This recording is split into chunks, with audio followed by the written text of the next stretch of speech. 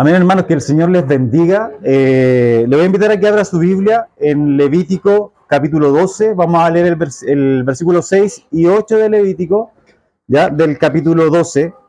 Y hoy día vamos a hablar acerca de un tema bien particular. De hecho, creo que alguna vez, o no creo, sino que lo tocamos en alguna ocasión en la escuela dominical, viendo el pasaje de Lucas cuando Jesús es circuncidado. Entonces vamos a hablar acerca del sacrificio por la impureza.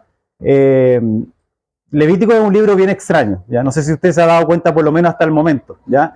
Todas las cosas todos los temas en particular que toca son bastante extraños y este no deja de serlo, pero vamos a ver qué tiene que ver esto, ¿no es cierto?, con nuestra vida hoy día, qué tiene que ver esto con la vida de la iglesia. Es precisamente lo que vamos a tratar de ir respondiendo y un poco aprendiendo a través del texto. ¿Lo tiene por ahí Levíticos 12, 6 y 8? ¿Lo tenemos ya? Sí, ya. El pasaje dice de la siguiente forma, dice, al cumplirse los días de su purificación, está hablando de la mujer que ha tenido un bebé, que ha tenido ya un parto, haya tenido un hijo o una hija, irá a la entrada del tabernáculo de reunión y se presentará al sacerdote, un cordero de un año para holocausto y un palomino o una tórtola para expiación. El sacerdote se los ofrecerá al Señor y hará expiación por ella, y ella quedará limpia de su flujo de sangre. Esta es la ley para la mujer que da a luz un hijo o una hija. Si no tiene lo suficiente para comprar un cordero, presentará entonces 2 tórtolas o 2 palominos, uno para holocausto y otro para expiación. El sacerdote hará entonces la expiación por ella y ella quedará limpia. Le invito a que tengamos un momento de oración. Te damos gracias, Dios Santo, por tu palabra, Señor, que a veces pudiese parecer un poco incomprensible, un poco fuera de lugar en el momento y en el tiempo en que hoy día vivimos, pero queremos de ella extraer, Señor, tu mejor enseñanza para nuestras vidas, Señor. Enséñanos, Señor, guíanos, Señor, que tu Santo Espíritu dirija mis labios, que sea tu palabra expuesta con fidelidad, que tu Espíritu Santo guíe nuestros corazones también para poder atesorarla, para poder ponerla por práctica y que podamos ser edificados en ella, Señor. Te pedimos esto a través de Jesús. Amén. Amén. Les pido si me pueden convidar un vasito de agua. Vale. Hoy día ya estamos en el sermón número 6 de la serie. Ponga atención acá nomás, no se preocupe de la gente que está abriendo las cortinas por el calor que hace. Ponga atención acá. Hoy día estamos en el sermón número 6 de la serie de Levítico, o bien como el título lo dice, ¿no es cierto?, el Evangelio según Levítico. Y es interesante recordar que el propósito de este libro, el propósito del libro de Levítico de manera general, era principalmente llamar a la santidad al pueblo, ¿ya? Era que los israelitas pudiesen conducirse en un camino de santidad para que ellos se mantuvieran separados del mundo o de las naciones que estaban alrededor de ellos y ellos pudiesen mantenerse santos, ¿ya? Hay que recordar, ¿no es cierto?, que todo el Pentateuco se viene dando y se viene escribiendo de manera, entre comillas, paralela después de que el pueblo es sacado de Egipto. Entonces estamos enfrentándonos a un pueblo que ha sido cautivo por 400 años, que está saliendo y está siendo guiado por Dios en el desierto. Se está construyendo una nación, se está construyendo una cosmovisión, se está construyendo una forma de ver la vida, y por lo tanto era necesario que el pueblo aprendiese a caminar de manera santa. Y uno podría preguntarse por qué, ¿no es cierto?, el pueblo debiese mantenerse y debiese caminar de manera santa. Básicamente por el principio de que Dios es santo. Después, más adelante, en Levíticos 11, el autor, ¿no es cierto?, Moisés va a decir que Dios quiere que como Él es santo, su pueblo también sea santo. Precisamente eso. Entonces, el propósito principal de este libro es conducir a los israelitas en el camino de la santidad para que ellos se mantengan separados de las naciones alrededor del mundo y recibiesen las bendiciones en vez del juicio. La ley contenía bendiciones y maldiciones, ¿ya? Tanto en el libro de Éxodo como de Deuteronomio y después Levíticos más adelante, nos vamos a dar cuenta que había muchos mandamientos que si la persona del pueblo no los cumplía, ¿cuál era el castigo? La muerte. O bien la maldición en general. Entonces, por lo tanto, había muchas estipulaciones dentro de la ley que eran que ellos iban a recibir una maldición por no cumplir ese mandamiento. Y lo que buscaba precisamente este libro era tratar de conducir a los israelitas y enseñarles cuál era el camino que Dios les estaba mostrando para que sus vidas fueran bendecidas. Y todo esto tenía que ver, ¿no es cierto?, porque ellos se desarrollaban su vida en la presencia de Dios. Debemos recordar que uno de los atributos de Dios es precisamente que Él es un Dios santo. ¿Qué quiere decir esto?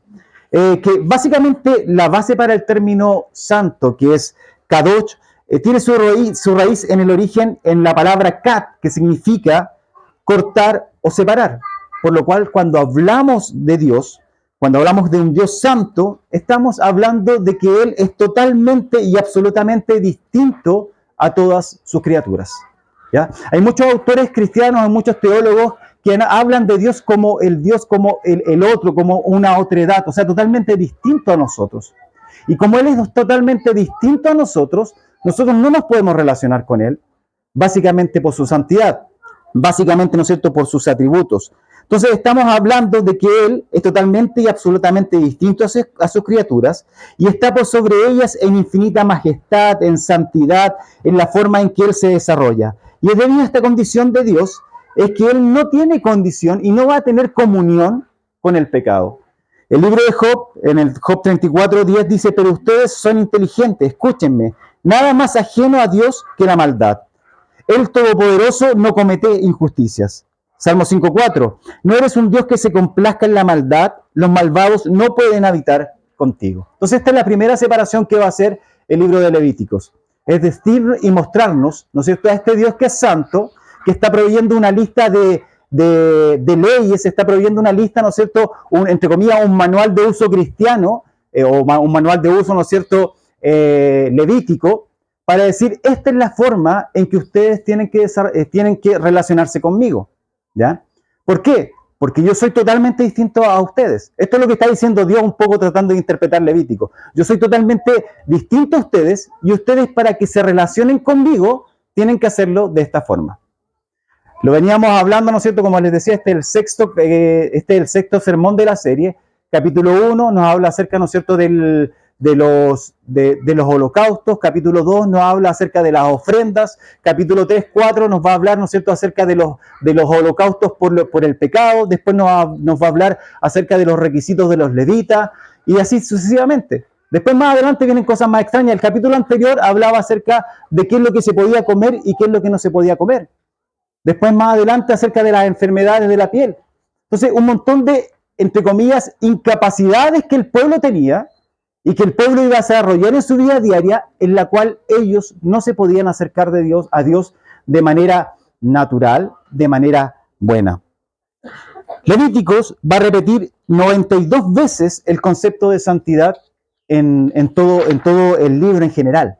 ¿Ya? Creo que son como 200 y algo que se repiten en el Pentateuco y 92 se la lleva Levítico.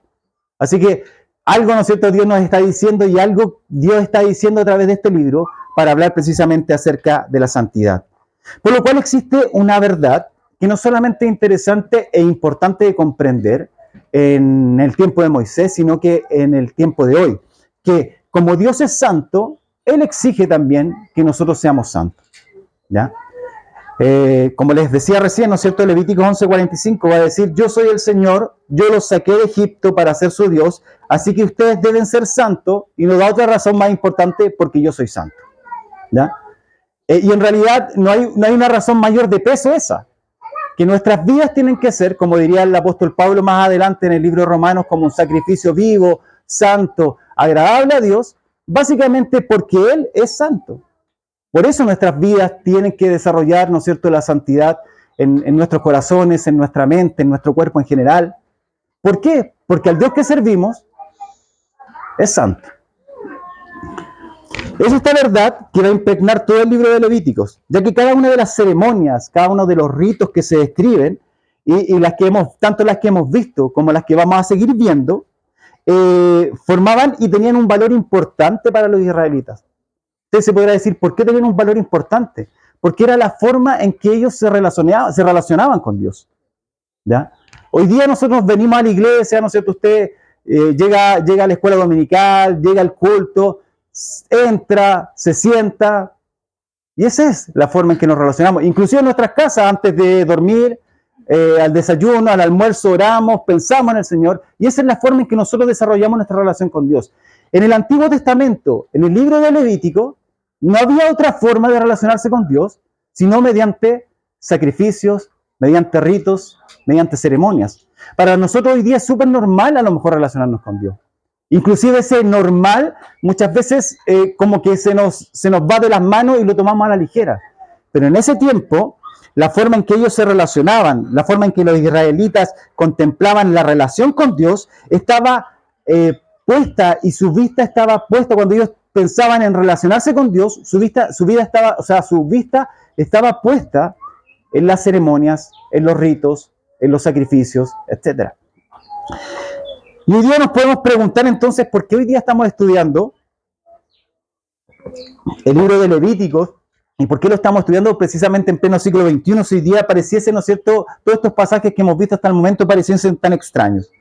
Pero debemos entender que estos ritos, estas ceremonias, tenían un valor importante para el pueblo de Dios, ya que era la forma en que ellos podían disfrutar de la presencia de Dios. ¿Ya? Dios dijo, ustedes son mi pueblo, yo soy santo, ustedes tienen que ser santos, y el pueblo a lo mejor se preguntó, ¿y cómo somos santos? Y ahí estaba, ¿no es cierto?, todo el libro de Levíticos para que ellos pudiesen entender de qué forma Dios se podía relacionar con ellos, o de qué forma ellos se podían relacionar con Dios.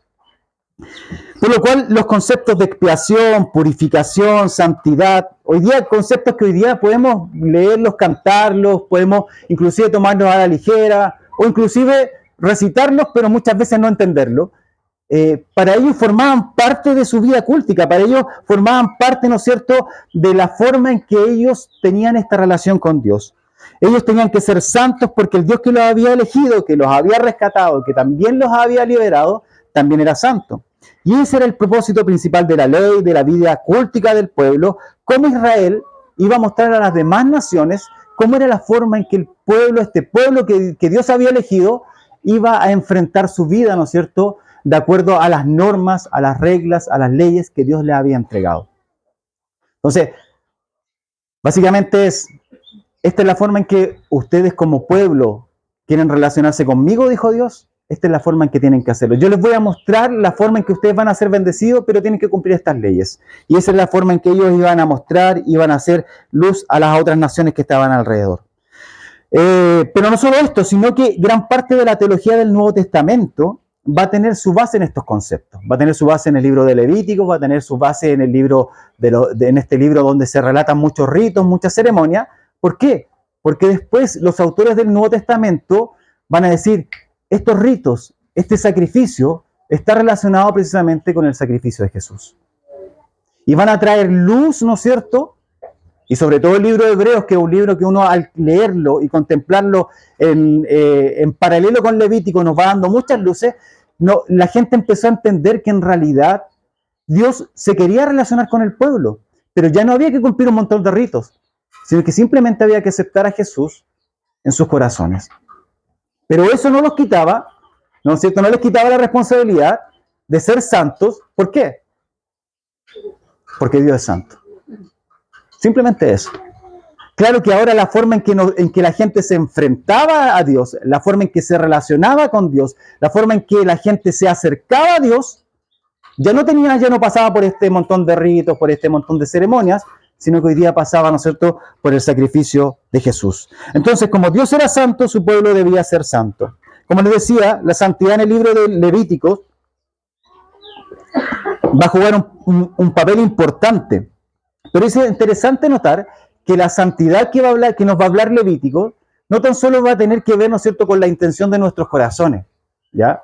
No va a tener solamente que ver, ¿no es cierto?, con la forma en que nosotros pensamos, o como leíamos en los mandamientos, en la forma en que nosotros deseamos, la forma en que a lo mejor nosotros hoy día no podemos contemplar todo lo que estamos pensando cada uno de los que está acá, sino que muchas veces esa santidad tenía que ver también con cosas físicas. Por ejemplo, el cordero que se sacrificaba, ¿se acuerdan Levítico 1? ¿Sí? Levítico 1 y creo que el 4. ¿Cómo tenía que ser el cordero? Sin mancha. Perfecto. Entonces, pareciese, ¿no es cierto?, que la santidad tenía que ver con algo externo. El sacerdote, el que ministraba en el templo, ¿cómo tenía que ser? Tenía que ser perfecto.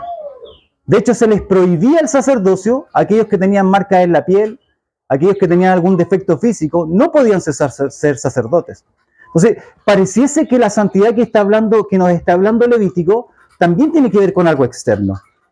E inclusive, hoy día, lo que leíamos hoy día, la gente que tenía ciertas enfermedades, tanto en el capítulo 12 y de ahí en adelante hasta el 15, que nos va a hablar de enfermedades de la piel, flujos de semen, flujos de sangre en la mujer, también eran apartados de la vida cultica. Entonces estos eran apartados del rito, de la vida cultica, y todos aquellos que tenían enfermedades en la piel o que sufrían algún tipo de flujo, también eran apartados. Y estos últimos eran apartados del culto público por determinados tiempos, ¿ya? Dependiendo, ¿no es cierto?, del tipo de flujo. En el caso de las mujeres, lo que estamos viendo hoy día, ya vamos a ver cuánto es el tiempo que ellas eran apartadas. Entonces, pareciese que la salud física simbolizaba, en cierta forma, la perfección de la vida y que tenía que ver, en cierta manera, con la santidad que Dios le exigía al pueblo. A la luz de esto, vamos a volver al texto que habíamos leído en la mañana y que, como les decía, ya lo habíamos visto en la escuela dominical. Entonces, el contexto del capítulo 12 que leíamos recién, ese es el siguiente. La mujer iba a quedar impura después del séptimo día, o sea, iba a quedar impura 7 días luego del parto. Al día octavo, el niño, varón, iba a ser circuncidado, ¿no es cierto? Pero la mujer no terminaba de ser impura ahí, sino que tenía que seguir purificándose por 33 días más. Entonces ya eran 40 días. 40 días que la mujer tenía que ser purificada, ¿ya? Hay varios autores que concuerdan que si el flujo tanto de sangre o como de semen que habla en el capítulo 15 era menor a 7 días, la purificación tenía que ver con lavarse, con bañarse y con purificación por agua. Pero como este tipo de flujo era mayor a 7 días, involucraba algo más, que era un sacrificio, como lo que lo vamos a ir viendo, ¿no es cierto?, y lo que leímos recién al principio del sermón. Lo extraño, esto era la norma para cuando eran niños varones. Cuando había una niña, era el doble de tiempo. O sea, la mujer tenía que purificarse casi 90 días. ¿Ya? ¿Qué significaba esto para las mujeres? Era apartarse de la vida cultica. ¿Ya? La mujer cuando estaba impura, o cualquiera que estuviese impuro, pero en el caso que estamos revisando el día de hoy, que era por un plazo y un tiempo más largo, no podía entrar al tabernáculo. No podía participar de la adoración pública. No podía compartir con el pueblo esta forma en que el pueblo se relacionaba con Dios. ¿Por qué? Porque si tocaba algo, ese utensilio, lo que fuera, quedaba también impuro. Y tenía que ser purificado y tenía que haber otro rito. Entonces, es muy extraño todo esto. Entonces, cuando el hijo era varón, y por cosas que nadie puede explicar, en realidad no se han encontrado respuestas claras en relación a esto, ¿por qué, no es cierto?, las mujeres tenían que ser purificadas por mayor tiempo cuando la niña, ¿no es cierto?, cuando tenía una niña? Si eran 2 niñas, no sé cuánto tiempo era, ¿no es cierto?, quizás 180 días, no sé. Y de ahí iba sumando de acuerdo al número de días, de niñas. Y después de este tiempo, que había este espacio y esta separación, este tiempo de purificación, venía, ¿no es cierto?, lo que le llaman en un principio, que al cumplirse estos días de purificación, que eran 40 o casi 90, haya tenido un hijo o una hija, irá a la entrada del tabernáculo de reunión y presentará al sacerdote un cordero de 1 año para el holocausto y un palomino o una tórtola para expiación. Esto es básicamente lo siguiente. Mira, gracias al Señor, el Señor nos proveyó esta carpa. Pero es como si usted llegase al templo y después de 40 días, ¿no es cierto?, aquella mujer que tuvo un hijo, y antes de entrar al templo, ahí en la entrada, antes de poder entrar acá, haya tenido que presentar un sacrificio. Y en realidad no era uno, sino que eran 2 sacrificios. ¿Por qué? Porque el Dios que habitaba acá adentro era un Dios santo. ¿Y qué es lo que quería él, ¿no es cierto?, con su pueblo? Que también fuera santo. Y como tenía que cumplir este rito de purificación, y era la forma en que Dios había establecido que el hombre o la mujer y el pueblo en general se relacionara con Dios, esta mujer tenía que cumplir este rito para poder entrar. eran 40 días sin participar de la vida cúltica, sin participar, ¿no es cierto?, de la adoración pública. El sacerdote le va a ofrecer al Señor, hará una expiación por ella y ella quedará limpia de su flujo de sangre. Esta es la ley para la mujer que da a luz un hijo o una hija. Si no tiene lo suficiente para comprar un cordero, presentará entonces 2 tórtolas o 2 palominos, una para holocausto, otra para expiación. El sacerdote hará entonces la expiación por ella y ella quedará limpia. A la luz de esto, que yo les comentaba, ¿no es cierto?, vamos a tocar 3 puntos. Primero, acerca de la limpieza, por qué, ¿no es cierto?, tenemos que ser limpios. Segundo, acerca de los sacrificios que se exigían. Y tercero, ¿no es cierto?, no podemos terminar sin hablar acerca de la gracia de Dios y la forma en que Él nos provee, la forma en que nos relacionamos con Él. Entonces uno podría preguntarse, ¿limpio de qué? ¿Ya? ¿Qué significaba ser limpio a la luz de todo lo que hemos visto? Básicamente, ser limpio o estar purificados, como también podríamos hablar, era básicamente encontrarse en un estado adecuado para acercarse a Dios en adoración. ¿Cierto? Cuando la mujer se purificaba después de este tiempo del parto y del posparto, lo que hacía la mujer era purificarse para acercarse a Dios en adoración, porque era la forma en que Dios había dicho que tenían que hacerse las cosas. ¿Ya? Este Dios santo que quería que su pueblo fuera santo, ¿cierto?, había dicho, esta es la forma en que ustedes tienen que acercarse a mí. Si ustedes tuvieran un hijo, esta es la forma, ¿no es cierto?, en que tienen que hacerlo. La purificación dejaba apto al adorador para acercarse a Dios. ¿Ya? ¿Por qué? Porque si sucedía antes, podía pasar que alguien pasó a llevar una silla y esa silla se contaminó. O alguien tocó acá, ¿no es cierto?, y alguien era impuro y eso se convirtió en impuro. Entonces eso es lo que podía suceder. Pero sin embargo, después de que esta mujer era limpia, ya ella quedaba apta para poder acercarse a Dios en adoración. Existe un tiempo en que la mujer no podía formar parte de esta adoración pública, que se desarrollaba en el tabernáculo. Otra cosa importante, lo conversamos creo con la Nara, hoy día para nosotros es súper fácil entender la adoración a nivel, podríamos decir, macro. ¿Por qué? Porque hoy día nos levantamos en adoración, sabemos que Dios está presente ahí, etc. El tiempo en el pueblo de Israel no era así. La gente tenía que venir al templo para encontrarse con Dios. La gente tenía que venir al templo para adorar a Dios. Hoy día usted sabe que puede adorar a Dios en su casa, cuando se levanta, antes de acostarse, etc. Pero en ese tiempo no era así. Entonces, esta mujer, que había, ¿no es cierto?, pasado este tiempo, entre comillas, de exilio de la adoración pública, nuevamente se enfrentaba a esta adoración que se desarrollaba en el tabernáculo. Y pese a que en varios pasajes anteriores la impureza tenía que ver con el pecado, inconsciente o inconscientemente, en este caso en particular, su impureza y la segregación de la vida cultica no tenía que ver con un pecado en particular. ¿Ya? Acá el pecado no era que haya tenido un hijo o que haya tenido una hija. Acá el pecado, ¿no es cierto?, no tenía que ver con un pecado en particular, sino que tenía que ver básicamente con el flujo de sangre que salía de ella. En el capítulo 15 va a hablar de otro tipo de flujo, ¿no es cierto?, en el caso menstrual, en el caso del semen, en el caso de los hombres. Pero acá, ¿no es cierto?, esta impureza que la mujer, entre comillas, adquiría casi involuntariamente, la hacía, ¿no es cierto?, ser relegada del culto público. Hay que destacar el hecho de que esta ofrenda que se va a presentar como precio de la limpieza no tiene que ver con el parto en sí, sino tiene que ver con 2 cosas. Primero, con que la sangre en particular, tanto en el derramamiento de sangre que sucede durante el parto como el flujo que pudiese quedar de manera posterior, el libro de Levítico le va a dar una importancia superior a la sangre, le va a dar un carácter sagrado. Levítico va a hablar 82 veces acerca de la sangre. Y de hecho en Levítico 17 se le prohibió a los israelitas comer la sangre de los animales. ¿Por qué? Porque para ellos, ¿no es cierto?, y la cosmovisión y la forma en que veían la vida, en la sangre habitaba, ¿no es cierto?, la vida del alma, la vida del ser humano, del animal.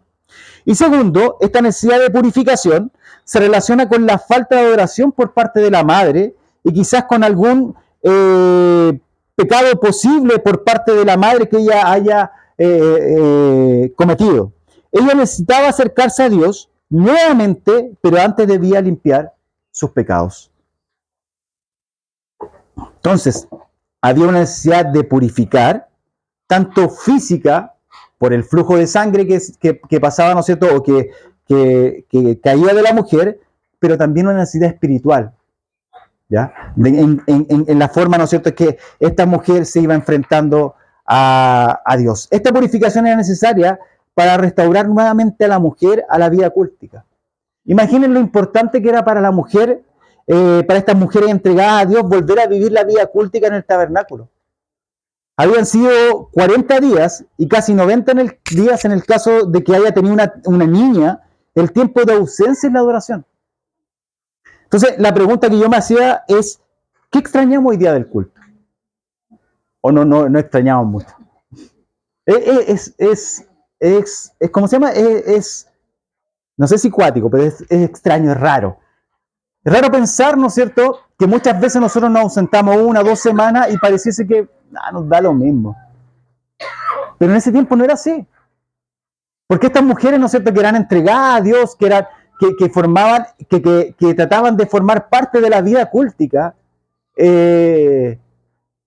para ellas se les privaba la vida cúltica, se les privaba la adoración a Dios durante 40 días, 80 días, y quizás más.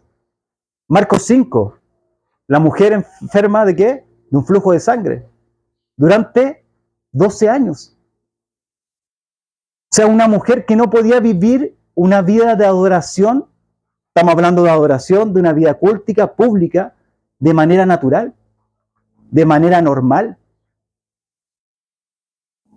Y nosotros que hoy día tenemos este espacio abierto, yo siempre he dicho, esta masificación de la gracia de Dios, en donde Dios nos abre el camino para poder entrar sin necesidad de nada, hoy día pareciese, ¿no es cierto?, que la vida cúltica, la vida de adoración, pareciese que tuviese súper poco peso. Pero sin embargo, para estas mujeres, parece que era muy importante. De hecho, María, la madre de Jesús, Lucas 4, después de que Jesús es circuncidado al 8º día, ella cumplió la ley de Moisés y estuvo 33 días más de purificación. Y cuando fue al templo, ¿qué llevó? 2 sacrificios. 2 palominos o 2 gorriones, creo que dice Lucas, 2 palominos o 2 gorriones. ¿Por qué? Porque se le exigía 2 sacrificios. Uno que era un holocausto y uno un sacrificio de expiación. Cuando se cumplieron, acá está el pasaje, Lucas 2, 22, 24, cuando se cumplieron los días para la purificación de ellos, hablando de María, según la ley de Moisés, le trajeron a Jerusalén para presentarle al Señor, como está escrito en la ley del Señor, todo varón que abra la matriz será llamado santo para el Señor, y para ofrecer un sacrificio conforme a lo dicho en la ley del Señor, un par de tórtolas o 2 pichones. Cada vez que el hombre pecaba, le era necesario restaurar su relación con Dios, mediante un sacrificio. Por eso, de manera posterior, el autor de Hebreos va a decir que sin este derramamiento de sangre, sin este sistema de sacrificios, no iba a haber perdón de pecados. Y este perdón de pecados va a llevar implícita la purificación que era necesaria para la mujer, para el hombre que había pecado, etc. ¿Por qué? Porque era la forma en que Dios había provisto, la forma en que Dios había dicho, esta es la forma en que se tienen que relacionar conmigo. Entonces, ¿qué sacrificios eran necesarios para el pasaje que estamos leyendo? Al leer nuevamente estos versículos nos damos cuenta que la solicitud de purificación para la mujer no era cualquier cosa y pareciese un poco injusta, ya que no solo pedía un sacrificio, sino que ¿cuántos pedía? 2 sacrificios. Levíticos 4, cuando alguien pecaba, inconsciente o inconscientemente, uno iba al templo y ofrecía un sacrificio. Pero a esta mujer se le exigía 2 sacrificios. ¿Ya? A pesar de que igual se proveía, ¿no es cierto? Y de hecho, si se dan cuenta, en el pasaje que leíamos, no le exige 2 corderos, que podía ser muy caro, ¿no es cierto?, para las mujeres a lo mejor más pobres del pueblo. Sino que si eran muy pobres, Dios les daba alternativas. Pueden ser 2 pichones, 2 aves, ¿no es cierto?, 2 tórtolas. Entonces, hay que recordar lo siguiente. Ya desde el capítulo 1, el libro de Levíticos nos va a introducir los distintos sacrificios u ofrendas que formaban parte del culto. Aquí es donde aparece el concepto que a la luz nuestro es muy conocido en el capítulo 1 al 4, cuando dice, pondrá su mano sobre la cabeza del holocausto, que puede ser un vacuno, un cordero o un ave, ya que se acerca el 18, ¿no es cierto?, para que se haga la idea, para aquellos que tenían menores recursos, como el caso de María José, era un ave. Esta ofrenda era ofrecida en sacrificio y consumida totalmente por el fuego. El sacrificio, el holocausto que se nombra en Levíticos, era un sacrificio en que se dejaba la carne ahí y se tenía que quemar completamente. ¿Ya? Era consumida totalmente. ¿Ya? Y dice que este sacrificio, Levítico 1:4, le será aceptado por expiación suya. Entonces, para que la purificación que veíamos recién fuera llevada a cabo, debía haber una expiación mediante un sacrificio. Porque para que hubiese el perdón de pecados, debía haber derramamiento de sangre. La palabra que el texto ocupa para expiación es kafar, que básicamente se usa para indicar lo siguiente: es apaciguar, es limpiar, es anular, es perdonar, es ser misericordioso, es pacificar, es purgar o quitar, es posponer, es reconciliar. Básicamente lo que está diciendo el libro de Levíticos es que cuando alguien llevaba un holocausto, capítulo 1, que de hecho cuando habla del capítulo 1 en Levíticos no da razones por qué se lleva el holocausto. Ya no dice que si alguien ha pecado lleva un holocausto, eso lo dice recién en el capítulo 4. Capítulo 1 va a decir, si alguien viene a Dios, ¿no es cierto?, y va a adorar a Dios y presenta un sacrificio, cuando ese animal sea matado, ese acto de adoración, ese acto de entrega, se le va a contar a esa persona por expiación. Se le va a contar a esa persona, ¿no es cierto?, como un proceso de limpieza, de anulación, de perdón. Básicamente el capítulo 1 da las directrices de la forma en que se ofrecía este holocausto, pero que sin embargo no especifica el fin en particular. Como por ejemplo sí lo va a decir Levíticos 4 cuando habla acerca de las ofrendas por el pecado, las cuales eran abiertamente para expiación por un pecado en particular, ya sea consciente o inconscientemente. Este holocausto, el que hace referencia en el capítulo 1, y que aquí en el 12 lo va a separar como el holocausto y también un sacrificio por expiación, era una ofrenda de adoración que reconocía esta separación natural entre Dios y el hombre. ¿Ya? Este Dios era santo y el hombre necesitaba acercarse cubierto por la gracia de Dios, purificado en la figura de este animal que iba a ser sacrificado. Esta era una ofrenda voluntaria que expresaba la oración, la devoción, el compromiso con Dios. No se hacía a cambio del favor de Dios. Simplemente se entregaba. Era un acto de adoración. Hoy día nosotros rendimos nuestras vidas. En ese tiempo, ¿no es cierto?, la gente, además de rendir sus vidas, tenía que rendir también un animal. Los israelitas debían estar ritualmente puros antes de entrar al santuario, que era una zona sagrada dedicada a la presencia de Dios. Todo debía ser santificado. Si alguien impuro entraba al tabernáculo y tocaba algún utensilio, ese utensilio quedaba impuro y tenía que ser nuevamente santificado. Por lo cual, durante la vida cotidiana, la gente se volvía impura y pura, ¿no es cierto? Era como un vaivén, era como una montaña rusa. Hoy día estoy puro, ¿no es cierto? Fui en la mañana a entregar mi corderito, mi ave, mi vacuno, etcétera. Lo entregué, me santifiqué y resulta que voy saliendo del templo y pasa algo y quedé impuro. Imagínense, ¿no es cierto?, esa vida que podríamos llevar. Lamentablemente, hoy hay muchas teologías, hay muchas iglesias que la vida cristiana se desarrolla de esa forma. ¿Cierto? Una vida, ¿no es cierto?, en cual siempre tenemos miedo de que si pecamos, que si fallamos, Dios no nos va a aceptar, Dios no nos va a perdonar, y tenemos que estar constantemente, ¿no es cierto?, en esta vida entre que vamos y venimos en esta relación con Dios. Eso le pasaba a esta gente. En la vida cotidiana, la gente se volvía impura de manera consciente, inconscientemente, y en el caso particular y más extraño que estamos revisando hoy, por razones de salud, se volvía impura. Después, más adelante, ¿no es cierto?, aquellos que tenían lepra, aquellos que le salían manchas en la piel, aquellos que le salían no sé, cualquier cosa en la piel, eran impuros. Entonces la gente constantemente estaba siendo puro, impuro, puro, impuro. Por lo cual el primer sacrificio, o como decía el texto, el holocausto, tenía que ver con una dedicación renovada. Y el segundo sacrificio que se le está pidiendo a esta mujer es por un nuevo perdón del pecado. Estos eran sacrificios obligatorios y que también, ¿no es cierto?, Dios se preocupa de dar las facilidades para aquellos que no tenían recursos, al decir, no, en realidad no solamente tienen que traer un vacuno o un cordero, sino que también he provisto esta manera, entre comillas, económica de poder acercar, de que se puedan acercar a mí. La presentación de la ofrenda por el pecado no era exigida porque el parto en sí fuera pecado. Ya eso hay que tenerlo súper claro. Porque ¿cómo podía ser pecado algo que Dios había pedido? Dios le había dicho a su pueblo, vayan, reproduzcanse, bendigan, ¿no es cierto? Y pueblen la tierra. Entonces, por lo tanto, el pecado no era, ¿no es cierto?, el parto en sí. Esta ofrenda no está conectada con ningún pecado en específico, sino muestra la realidad de que la madre podría haber cometido algún pecado durante el tiempo en el que estuviera alejada de la adoración. Y en realidad, ¿a quién no le ha pasado? ¿Ya? ¿A quién no le ha pasado que cuando se aleja, ¿no es cierto?, de Dios, cuando se aleja de la vida cultica, cuando se aleja de la comunidad, muchas veces caemos, faltamos, pecamos, etcétera? Y después lo vamos a ver más adelante, pareciese, y yo creo, no sé si pareciese, pero estoy seguro que la vida cultica es importantísima en la vida de la iglesia. La vida comunitaria es importantísima en nuestra santidad y en nuestra forma en que desarrollamos, ¿no es cierto?, en nuestra vida cristiana. La ofrenda encendida o el holocausto expresaba la intención del oferente, de aquel que estaba entregando este sacrificio para consagrar su vida y labor al Señor, y su deseo de obtener la expiación del pecado que aún se aferraba a todos sus deseos y obras.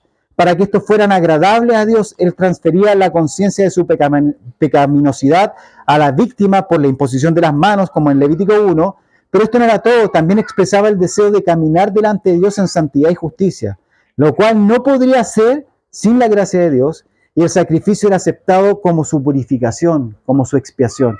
Entonces, cuando este sacrificio era entregado y él venía, y esta mujer venía al templo, cualquiera que tratase de ingresar al templo, cuando este sacrificio era presentado, ¿cierto? Este sacrificio le era contado por purificación y esa persona podía acercarse abiertamente y podía desarrollar su relación abiertamente con Dios. Por último,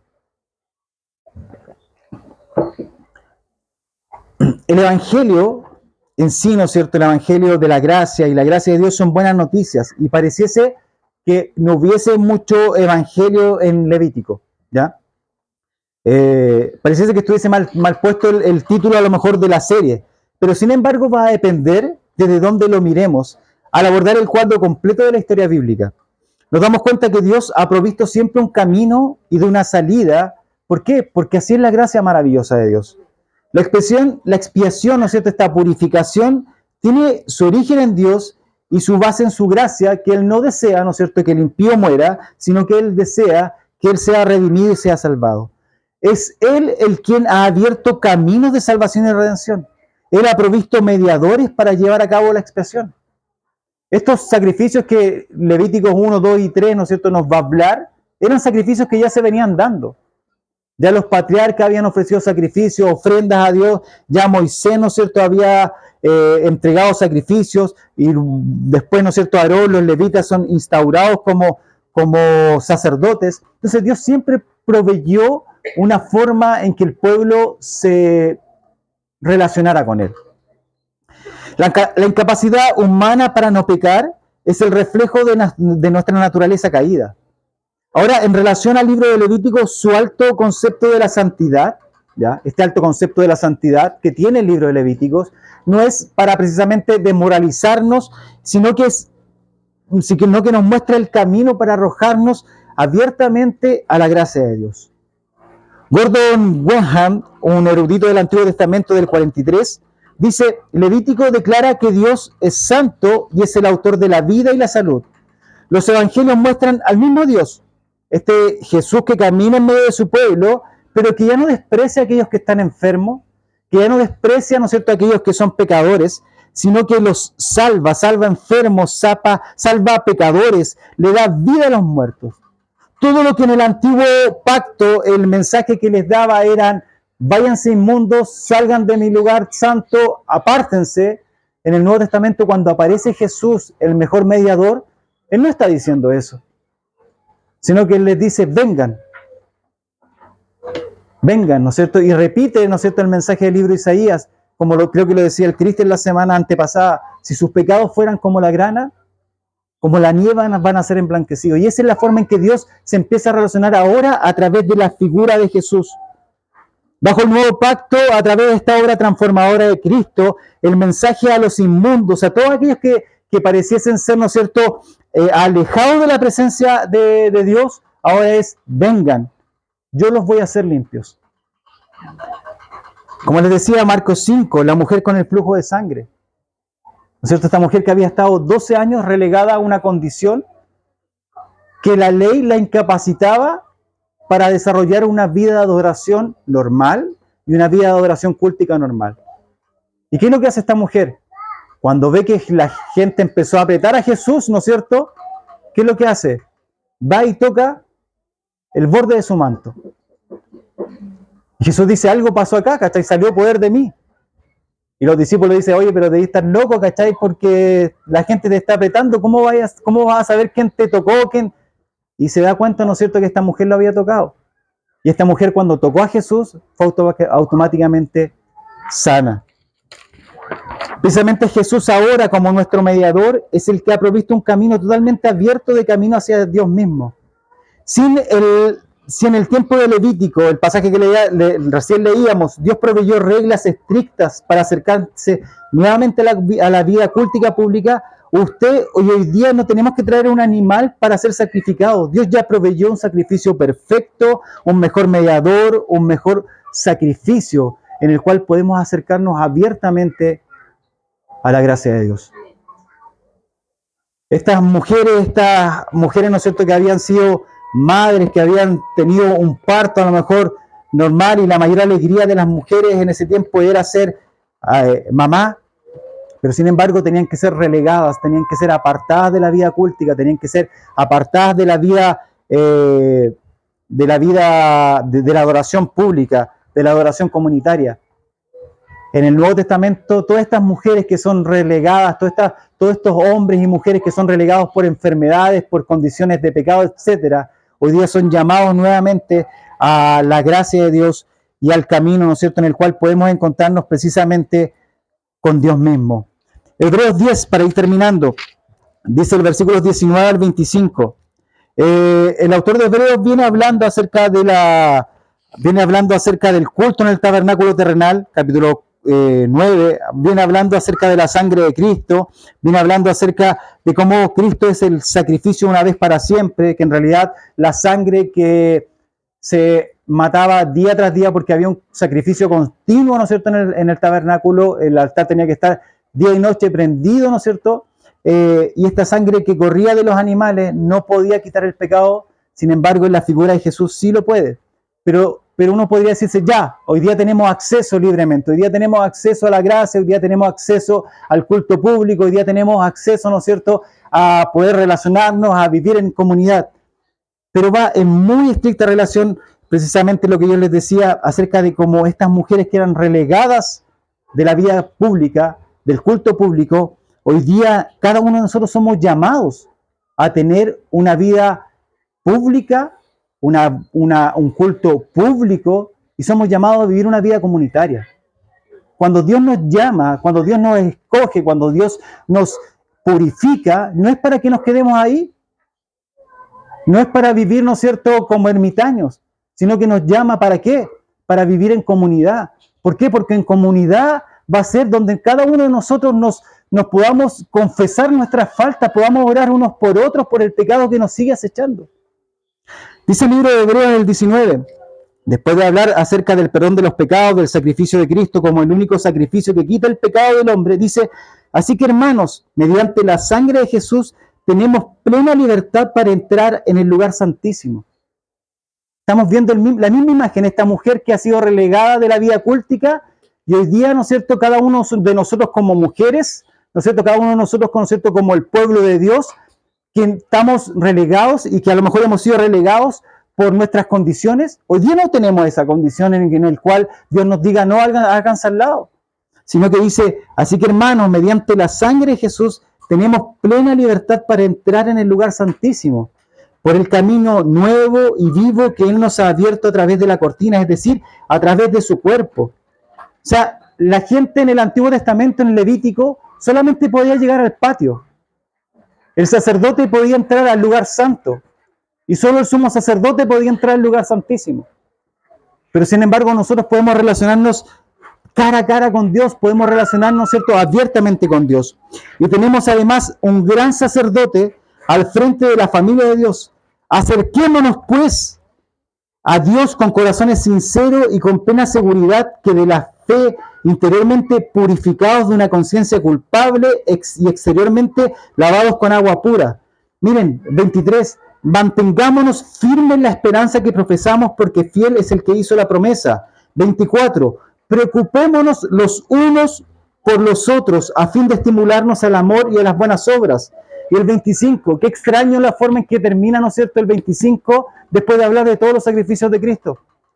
No dejando de congregarnos como acostumbran a hacerlo algunos, sino animémonos unos a otros y con mayor razón ahora que vemos que aquel día se acerca.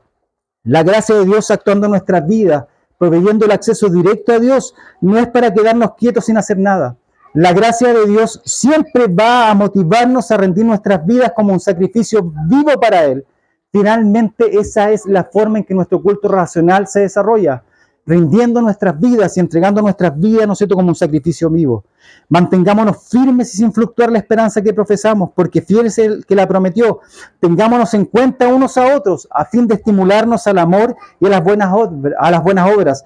No dejemos de congregarnos como es la costumbre de algunos, sino animémonos unos a otros, con más razón ahora que vemos que aquel día se acerca. El fin de la purificación de esta mujer que revisamos hoy día era restaurar al individuo y a esta mujer a la vida cúltica, era restaurar a esta mujer a la vida comunitaria, era restaurar, ¿no es cierto?, a la vida de adoración pública. Cuando Cristo nos purifica, cuando Cristo santifica a la iglesia, su fin es restaurar, ¿no es cierto?, esta comunión, que no solamente tenemos comunión con Él, no es solamente atraernos hacia Él para tener comunión con nosotros, sino que Él nos atrae a una comunidad, ¿para qué? Para que podamos estimularnos al amor, para que podamos motivarnos a las buenas obras, para que podamos vivir la vida cristiana, porque aquí, ¿no es cierto?, se trata nuestro carácter. Aquí se trata, ¿no es cierto?, nuestra vida. Aquí, ¿no es cierto?, nuestras vidas son moldeadas de manera, ¿no es cierto?, individual, de manera ermitaña. Jamás podemos sentirnos los mejores del mundo, los más santos del mundo. Pero aquí, ¿no es cierto?, en la vida comunitaria en donde nuestras vidas son moldeadas. Cuando Cristo nos santificó, fue para traernos a una comunidad. Cuando Cristo nos escogió y mediante su sacrificio, ¿no es cierto?, nosotros fuimos limpios y purificados, fue para acercarnos no solamente a Él, sino a acercarnos a los hermanos y de manera conjunta, sabiendo de que cada uno de nosotros somos pecadores, imperfectos, muchos de nosotros enfermos, muchos de nosotros, ¿no es cierto?, con un montón de fallas que si lo viéramos a la luz del Levítico, seríamos totalmente excluidos del pueblo de Dios. Pero hoy día Jesús nos ha llamado y nos ha purificado mediante su sacrificio para atraernos nuevamente a Él, para atraernos a una comunidad, para estimularnos en amor, en buenas obras y crecer en nuestra vida cristiana. Y como termina el libro que leíamos en Hebreo, no dejemos de congregarnos, como algunos tienen por costumbre. Estas mujeres eran relegadas. No era una costumbre que ellas, ¿no es cierto?, no quisieran congregarse, sino que su condición lo era. Hoy día esa condición no existe para nosotros. Somos santos, Dios nos ha elegido, nos ha purificado, nos ha santificado, nos ha justificado. Por lo tanto, tenemos el camino abierto para poder relacionarnos con Él, para poder adorar juntos en comunidad. Amén. Tengamos un momento de oración.